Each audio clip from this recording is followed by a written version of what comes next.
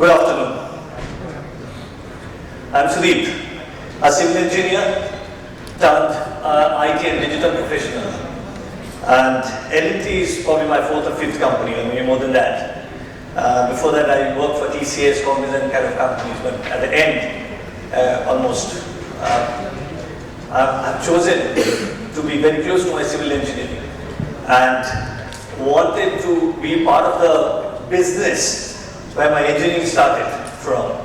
So I thought that I'll be taking my perspectives in front of you in terms of digital transformation, what we are having in L&T. I heard all these stories of the financial services sector. I've heard stories from other sectors as well, and we know that very well, that absolutely they're great.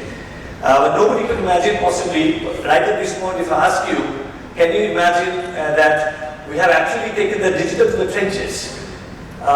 Possibly, if you haven't seen me here, talking in some other forum, possibly you don't know. You still have this belief. I'd like to talk about a little bit to demystify and to clarify your disbelief and make it a believable stuff for you. And I also heard some of the things, just now. Okay. The people are talking about technology. So we also started with the technology. We thought that we'll be doing a lot of things with technology. While in the journey, we understood that it's a talent, which is the technology which is in skills. It's a talent in the Indian market, you don't get it. Right? Though it's a very bold statement, I can prove it 100 times here, standing here, but maybe after the talk. That's number one. Number two is, we're talking about the business case. And somebody is talking about the ERP, we're talking about the ERP. What is the business case of ERP? What is the cost of breathing? Right? What is the cost of breathing for us? It's a cost of ERP. It's a breathing for the company. What is the cost of, what is the ROI of a digital initiative? We can prove that there are money. Right? Some of the numbers I'll be throwing, and those numbers are from our industry and our company. I recently actually was with 12 CEOs. Our CEO actually called 12 CEOs to talk about digital, what's happening in L&T. And he started with one thing. That L&T is big. We know that it's a $18 billion company, and $12 billion is construction operations. And he said, we are inefficient. And everybody almost followed the chair. L&T is saying that we are inefficient. But we did not know actually how much inefficient we were. And the other CEOs, after 2 hours, they said that, SNS, if you were inefficient, I just don't want to know how much inefficient we were. We are afraid to take the digital to that trenches. So let me just start with this. This is our, around a month ago, the footprint. So we have connected 10,101, actually I'll just show it to you, 10,101 machines, the construction equipment, starting from the batching plant, which is little stationary, to motogators, which actually go in the rugged terrains, right? To the boom places, to possibly some of you haven't heard of these machines, but these are all machines in the construction operations. They are rugged, they are not stationary in one of the plants, right? So that you fit a gadget, do the edge computing, get some streaming, take it to a big data hub, do the analytics and show the plant is performing. It's not. Yeah, we had to actually connect back to the network operator. So I wanted to talk to them as well. We had a huge problem. We have 625-kilometer railway line which goes literally through the villages. No connection, not even a dot. Right? So in that terrain, we have done 10,101 machines. Recently, one of the guys asked us, where are you in terms of, sorry, I was presenting to the board. I think one of our board members, I think is Naira Kidwai. She asked, where are you in terms of competition? We said there is no other competition which is close even to us. How do we know that? Because we've got global consulting houses actually consulting with us. Nobody could guess this kind of story for us. Can I get a glass of sorry, water, please? Thank you. And second one, 350 projects per day. That's our bread and butter. Anyway, I'm going to talk about this. Workmen connected. We don't have any guess how many workmen that we work with every day. Any guess? Anyone? L&T's operation, just keep it in mind, it's 300,000. 3 lakh people actually we work with every day. And we could only manage 25,000 to 30,000 actually, it's just 10%. We know how difficult it is. What we do is we track the productivity, we track safety, we ensure safety at the site. I'll give you some examples on that. You'll see some of the good nice charts. Then I talked about the 152,000 safety and quality forms. Basically, wherever we saw opportunity to do some kind of automation, get rid of this paperwork. We have last year, our estimate is 4.2 million A4 white papers we have saved in sites. 4.2 million. That's actually the forms equivalent to the pages. Next one is 18,000 employees, not the workers here. Workmen and employees are a little separate I'm doing here. Employees who are actually sites. So we say that 10% of our people actually in the headquarters. 90% people are in the Timber. There are different places where the connectivity is also a challenge. And where 18,000 people are today using at least one application software, digital application. At least one. I'm saying it's much more than that, but at least one. And it could be AR, VR. Just think of VR at L&T site. Go to any L&T site, you'll see the workmen getting trained through the VR. They have got AR application on mobile, running on the mobile for do's and don'ts on the safety. Right? So we believe that we can talk about technology, all jazzy technology. My slides also have that. We believe that we can have huge amount of solutions, but at the end of it, if it is not touching the people's life, we are not there. Because the next 5 years, we are there to change the construction industry, Indian construction industry paradigm. That's the challenge. I'll leave it here, because let me just go a little bit front. Sorry. So any kind of technology you can think of, we are doing. It's there in our footprint.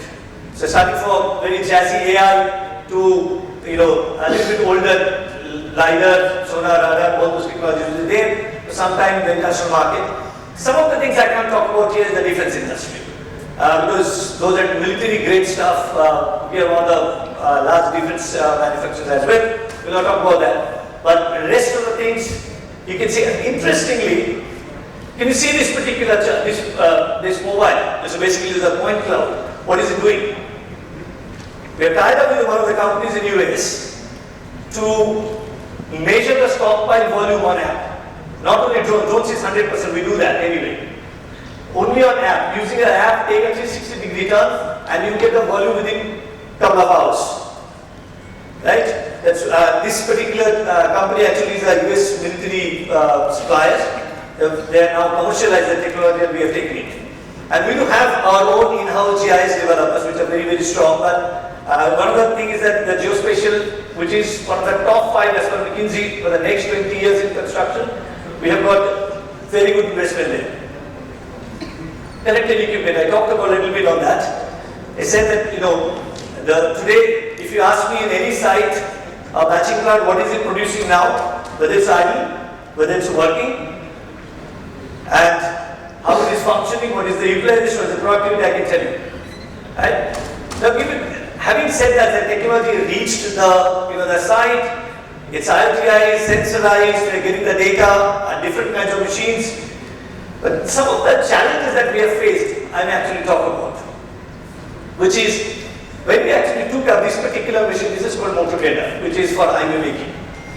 Now, it actually takes the soil in grades, it just make it a plane, right, and then compact it. It looks simple, actually it's quite a highly productive and very expensive machine.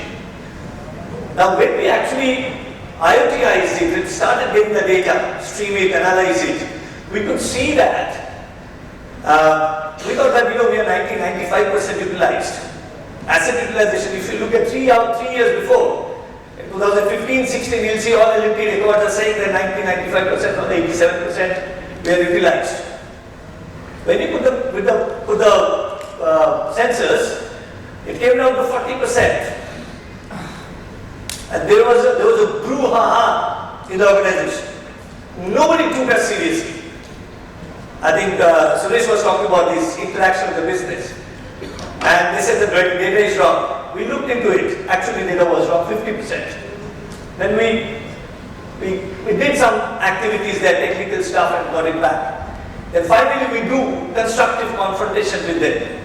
The data is right 92, 93%, even 100% in some of the cases. But what is the impact of the data? So when we talk about the digital transformation, see digitization, digitalization and digital transformation, three things we use very interchangeably, right? I think I was very intrigued to get into the meaning of this digitization, digitalization and digital transformation, right? Anybody will take a try on that? Digitization? Anybody? Okay. There are a lot of research papers. There's one by Kocho and McIntyre. They said that digitization is a technical intervention. Some process there, you just technically convert it. Anything that 0110 is a digitization. Digitalization is an organizational process which changes the processes within the organization. It could be one, it could be multiple. Industry 4.0 based, whatever the IoT stuff is, or whatever topic is, it is touching a lot of business processes. And digital transformation is not about the internet, it's the total effect on the society. That's what digital transformation. Don't get rid of theory, but this theory is important for us. That are we really transforming something or really digitalizing something, internal or external? Like Uber is a great example of digital transformation where the network effect changes everything. Right? So what effect did it give to us? I'll give you some few examples one by one very quickly on this particular machine.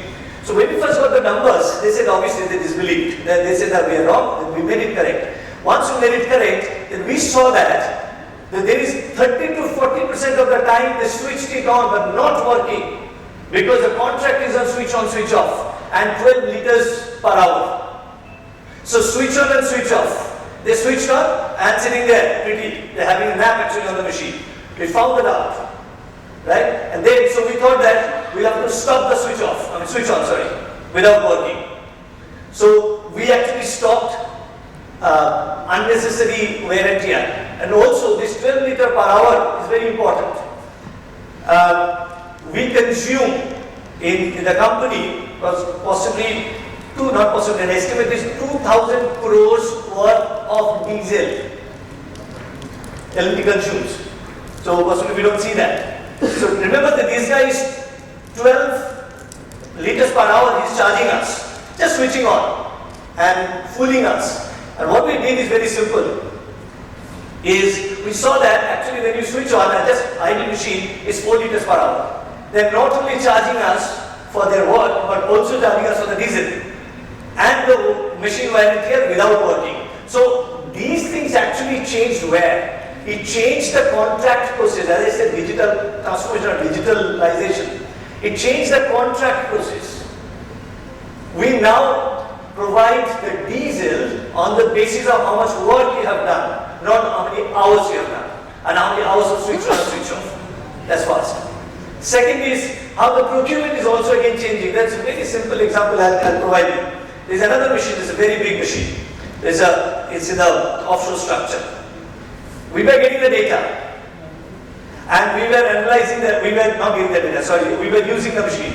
We said that the German company, we said that get me the data. He said no, we can't give it to you. I said the machine is mine, I have outrightly purchased it. They said no, the technology is mine.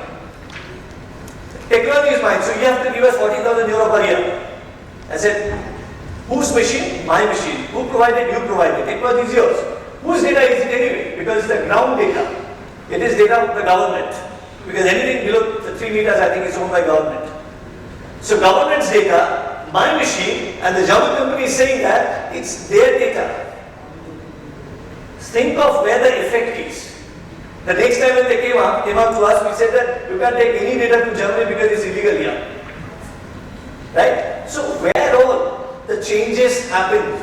You can't think of where the changes. I mean, these are a few cases just I'm kind of like a recall I'm just talking about it. So the point I'm trying to say that when you say digitalization, it starts from the sensor, but actually it goes to somewhere else, right? It goes to the legal side of it. We had legal wrangle with those companies, so we shouldn't be paying a paisa extra to you. Actually, you're doing a legal job, right? That's a kind of bargaining power that we had, and we use those bargaining powers, which smaller companies cannot do, but that's the reality, right? It's a different different kinds of machine that we have. I have a video with this. These are 3D motor gators. The 3D means basically normal electromechanical machine. It is.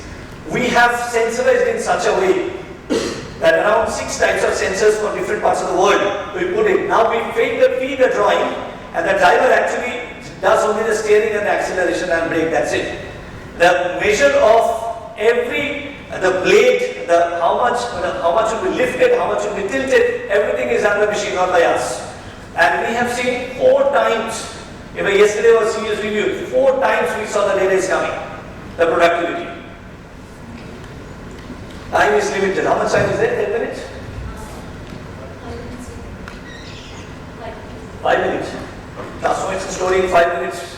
Okay, I'll try. Okay. Workplace safety. This is another thing I talked about just now, that workers are given lots of training in different ways. I will just skip it. This is I'll just skip it because time is not there. This is augmented reality at site for safety training for we believe the safety is not a company's job. Safety is a personal job. We will empower you. The first thing is the empowerment, and we will provide you all sorts of technology. Whether it's a gaming technology, whether it's a normal mobile-based technology, we'll give it and you just use it at the site, wherever we allow. This is the tracking of materials. You can see that some of the, so if you look at the top with this mobile metro panels, basically when the panel boring machine goes, we have to stabilize the wall. And each of them has got 6 segments. And each of them is electronically tagged. Next 10 years, we will be knowing the we'll have the traceability of all the panels. Starting from where it started, if there is any failure, to who actually supplied the material. This I talked about the stockpile estimation. And the last one actually, the bronze panel is actually unity. This is one of the, I wanted to get the video actually to show it to you. It's basically 2 concrete core. If you look at this, the 2 concrete cores are coming from the limbs. And then there is a steel structure around it, and then the bronze cladding. Each of these bronze, there are 6,800 bronze micro panels. The micro panels are size of mine. Right? And each of these panels are imported. And each of these panels from the factory is tagged, electronically tagged, so that we know exactly where it is going, which drawing, where it is fitted, etc., etc., etc. Right? So if you tell us if any panel somewhere the problem is, we know exactly what's happening and can go back to the supplier to the drawing and to do the maintenance. That's leave it there because it's a big chapter. This is a geospatial site where recently we have done a 4,500 square kilometer survey using LiDAR technology, helicopter moon LiDAR. Basically, it's all point clouds. Point clouds with understanding the terrain, and this is saved. If you hear our CEO talking somewhere, he'll talk about it. He says that thousands of tons of steel pipe is saved because we know better terrain, so that the irrigation design, the pipe design has been so accurate this time.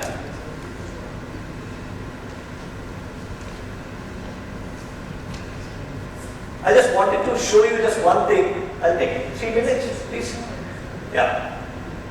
I wanted to show you something that we talk about the track name is from the trenches. If you look at this is a software, I know it will be difficult for you. Let me explain that. These are wave bridge software, very simple. All the companies are wave bridges, right? And we know that in the civil engineering field, construction field, wave bridge is one of the most vulnerable points, especially this part of the subcontinent, right? And what we have done is there are some 25-30 models makes of wave bridges and software. We have said remove everything. We'll have our own AI element. So what it does is, I tell you, it actually compares see if you look at whether it's a dumper, it's a dumper. So it has gone to, we have got a wave bridge software which is at the site, it may be Srinagar, it may be Kanyakumari, and the data which is coming in, we know exactly whether the truck is, or the declaration of the traffic is right or not, I mean the vehicle is right or not. The material, whether it's a sand or something else. So that also is done by through AI, and AI has reached that trench. That's one. Second is,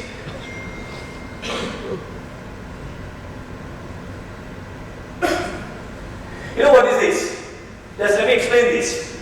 We talked about this workmate tracking. Actually, actually, we don't talk about workmen tracking. I just talk very loosely. We don't track workmen. What we do is ensure safety. Because we believe that if somebody is in the 22nd floor supposed to work, he should not be on 40th floor. Because if something happens, we'll have to press our engine to rescue him. So we need to know actually where he is, that's why. Especially in the very high profile jobs. Like Mumbai, Shri Panvel Sealy, we are talking with this morning, good afternoon. This is from the MTHL Live, actually. You know what it does? It tells us the whether the people are at the site or not, and their zone. It is all geofenced. Their zone or not. This is another story for us. So contractually, if you look at in India, all the construction contracts are 10 hours. At 12 hours and 10 hours. 10 hours is effective time. And we saw that the best of the sites also it is not more than 7 hours. On an average, it is 4.5 hours. And when we bid as 70% of the effectiveness. That means, let's say there are 7 hours. I think it's spot on, please. Yeah, 7 hours.